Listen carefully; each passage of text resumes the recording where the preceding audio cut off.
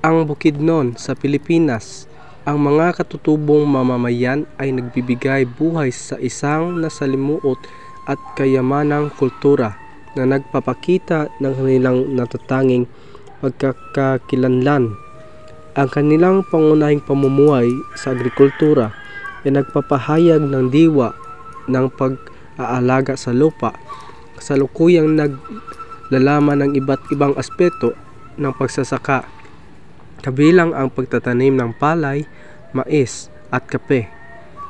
Ang malasakit sa kalikasan ay nagiging lunsaran ng kanilang sustainable na pamumuhay, kung saan itinatanggi nila ang kahalagaan ng pangangalaga sa kapaligiran. Ang kanilang pagpapahalaga sa komunidad ay isang nagbibigay diwa sa pagkakaisa, kung saan ang mga pamilya ay nagtutulungan at nagbibigay suporta sa isa't isa. Sa kabila ng pagsubok tulad ng laban para sa karapatan sa lupa at pagtutugma ng tradisyon at modernisasyon, ang mga katutubong ito ay patuloy na pagpapamalas ang tapang at dedikasyon sa pagpapalaganap at pagpapayaman ng kanilang kultura sa pamamagitan ng mga ritual, seremonya at pagkikilahok sa pamahalaan. Pinagpapatuloy nila ang mga yaman ng kanilang kasaysayan at nagtataguyod ng pagpapahalaga sa sariling identidad. Sa kanilang hinaharap, patuloy silang nagpupursige na mapanatili ang kanilang yaman at masalimuot na kultura na nagbibigay kulay sa Bukidnon.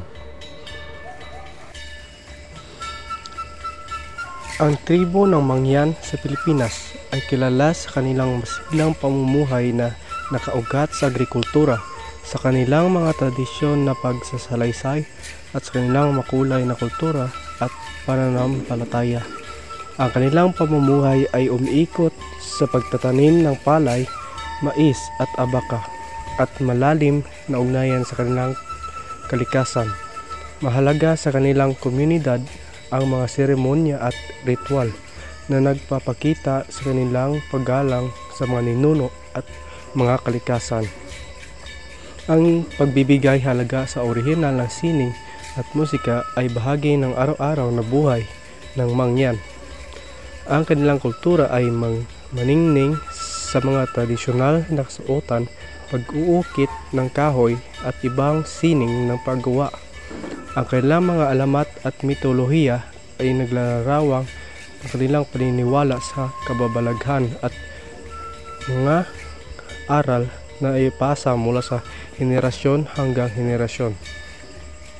Sa aspeto ng pamamahalaan, ang tribo ng Mangyan ay may sariling sistema ng pamumuno na kinabibilangan ng kanilang mga dato. Ngunit sa kabila ng kanilang kakaibang pamumuhay, naharap din nila ang mga hamon tulad ng pagkakaroon ng masusing balanse sa pagitan ng tradisyon at modernisasyon, pati na rin ang pagtatanggol sa kanilang mga karapatan sa lupa at katarungan.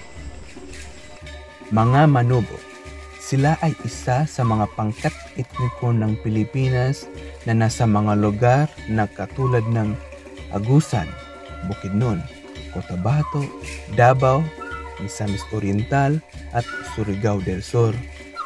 Ang ibig sabihin ng salitang Mabono ay tao o mga tao, na ito ang galing sa salitang Mansuba na hango sa dalawang salitang man na ibig sabihin ay tao at suba na nangahulugang ilog. Sa makatuwid, ang kahulugan ng Mansuba ay taong ilog. Kultura. Nanggaling sila sa taong lagalag na mura sa kanlurang bahagi ng kusina. Ang marami sa kanila ay nakatira sa tabi ng ilog, tabi ng burol, o sa tampalan sa maraming lugar sa Mindanao. Ang kainin ang kanilang pangunahing industriya at ang pagtanim ng palay at mais ang pangunahing hanapbuhay nila. May 4 na uri ang mga manubo, bagani, mandirigma, baylan, mga pare at manggagamot, manggagawa, magsasaka, at mga alipin, mga bihag na kalaban o mga naparusahan na kaori. Ang komunidad ng manubo ay maliit at nabubuo lang 4 hanggang 12 ng bahay.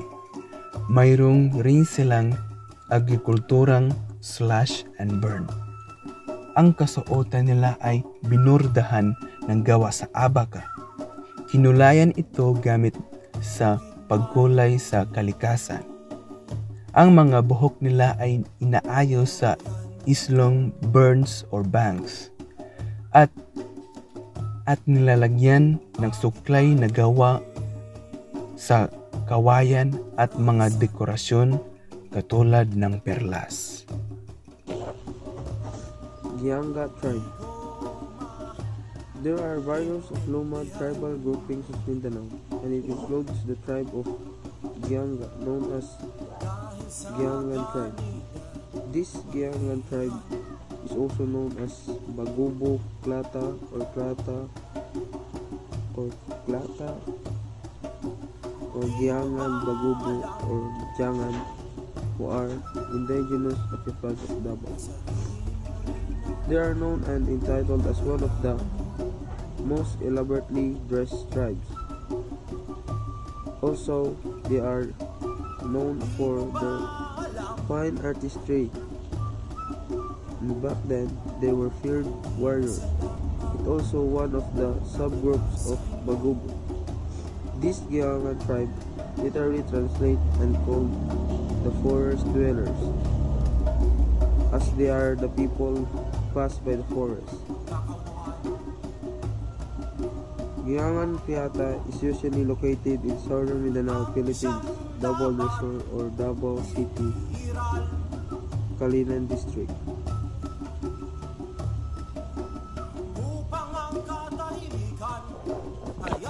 The Ifugao people are the ethnic group inhabiting Ifugao province in the Philippines. They reside in the municipalities of Lawagi, capital of Ifugao.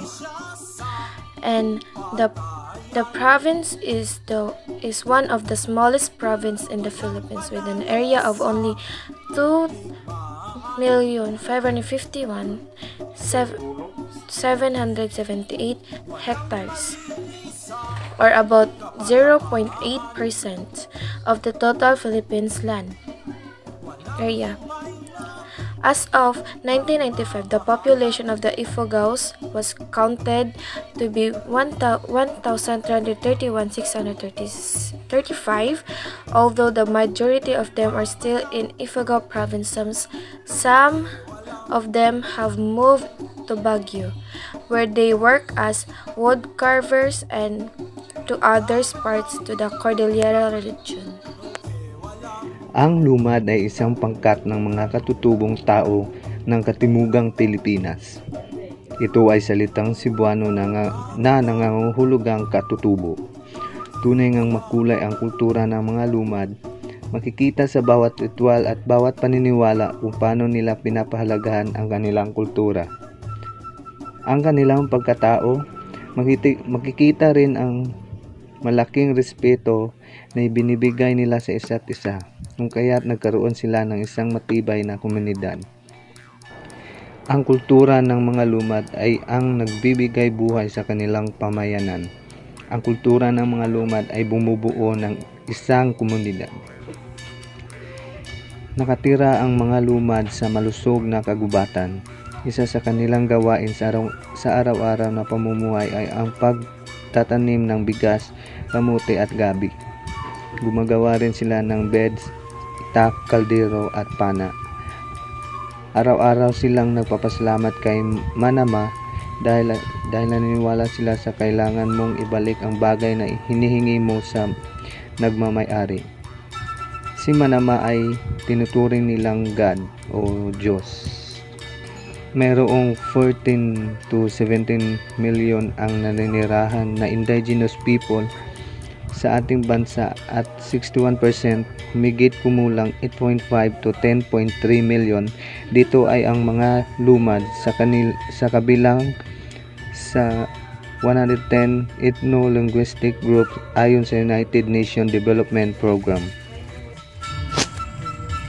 Ang Negrito tribe sa Pilipinas ay kilala sa kanilang malalim na ugnayan sa kalikasan at payak na pamumuhay.